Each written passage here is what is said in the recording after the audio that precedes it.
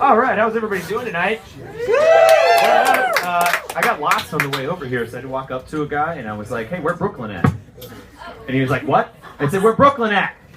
And he said, what? And I said, where Brooklyn at? Where Brooklyn at? Anybody? Okay, wrong crowd. Damn it. All right, anyway, I have never done stand-up before.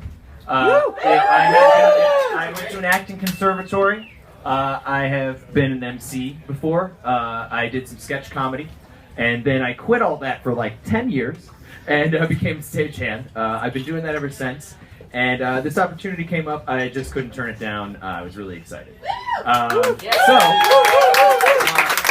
Actually, it was as easy as sending a few emails to get this gig. The hardest thing about this was telling my family that I was going to do stand-up.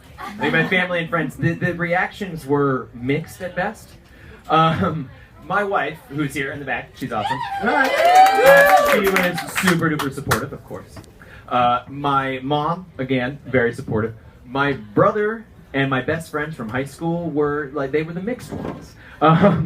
So I went a little like this. Hey guys, I got offered this like chance to do some stand-up. I've never done it before, so I really, really want to try it. And they were like, oh. So like, you're trying to do that again? You trying to like act? I thought you like quit and stuff. I just thought you were a stagehand.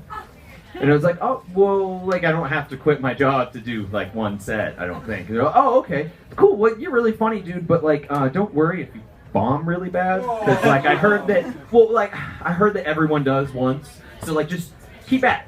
And it was weird because I tried to think of another situation where you would tell someone something and they would give you the worst possible outcome. And there really isn't one. Like, here's an example. Dude, guess what? I got into med school. Gonna be a doctor. Yeah, awesome. If you graduate, it's really hard. Like, a lot of people don't finish. And like, if you become a doctor, that's so dope, man. That's awesome. But like, I heard a lot of doctors accidentally kill people. Like, don't let it get you down. You can still be a good doctor. You can still be a good doctor. Doesn't really doesn't work. But I mean, the real reason that they all were, preparing me for failure is because they don't want me to feel bad. They don't want me to be embarrassed if I do bad. But like, these people have known me my whole life, and I'm a fucking expert at embarrassment. Like, you guys could start throwing fucking tomatoes at me right now and booing me off stage. That wouldn't crack my top 10. And I'm not joking here. I'm just gonna give you a little taste. This is one that actually is, low end top 10. I'm gonna take it back. I was 17. I was in high school, and we had this English teacher who was kind of a hard ass, and a lot of people failed her class. She was pregnant, and she went away on maternity leave, which right there was kick-ass. Like, your tough teacher going away for a while. Awesome. Her replacement, our long-term sub, was like the textbook definition of a teenage boy's wet dream. She was the hottest teacher. She was like 20. She was a student teacher, and it was her first experience. Every guy in the class, and probably some of the girls, was in love with her. And she even had a sexy name. So I'm not going to say the exact thing, but it was basically Miss Dewdrop, if you can believe that.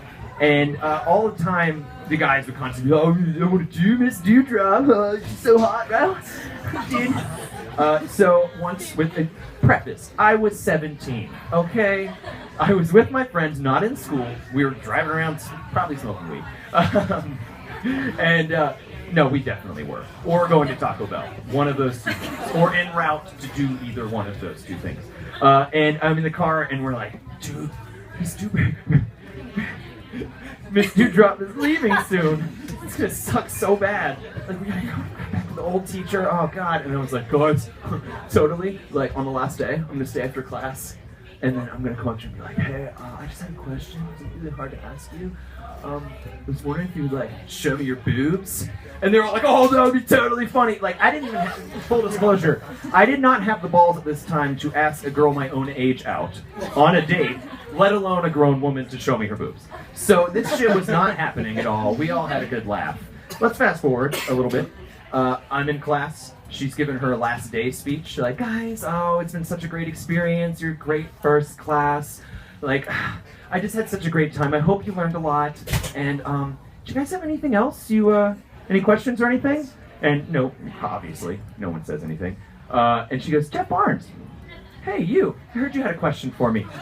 All right. So my face went immediately white from fear, and then instantly red from embarrassment. So it was a cool color change. I'm sure everyone really liked it. And it gets worse. I'm like, no, I didn't say I have questions. What? I don't ask questions. And she goes, oh no, I'm pretty sure I heard that you had a question. Something about me flashing everyone? And everyone just goes, oh! The whole class is like, ah.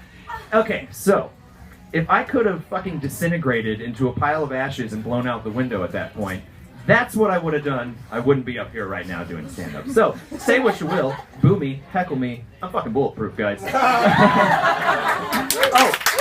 and if you'll notice, I have this little piece of paper in my pocket. Don't worry, I'm not going to do a magic trick. I smoke a lot of weed, and I'm just worried I'm going to forget what I want to talk about. So.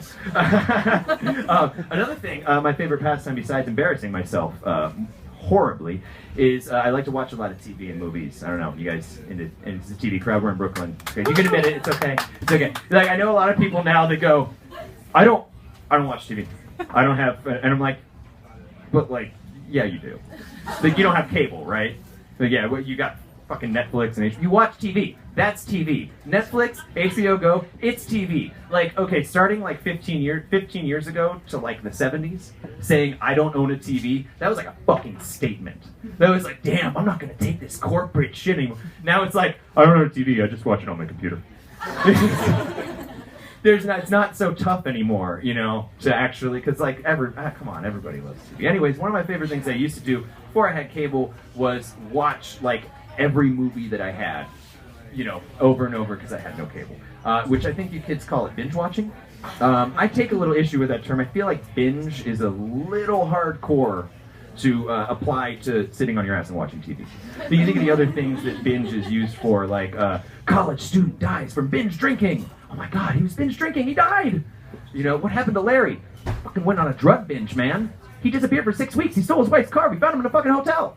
Drug binge, it's dangerous, you know? Even binge eating, like, he gained 60 pounds in a weekend. Binge eating Twinkies.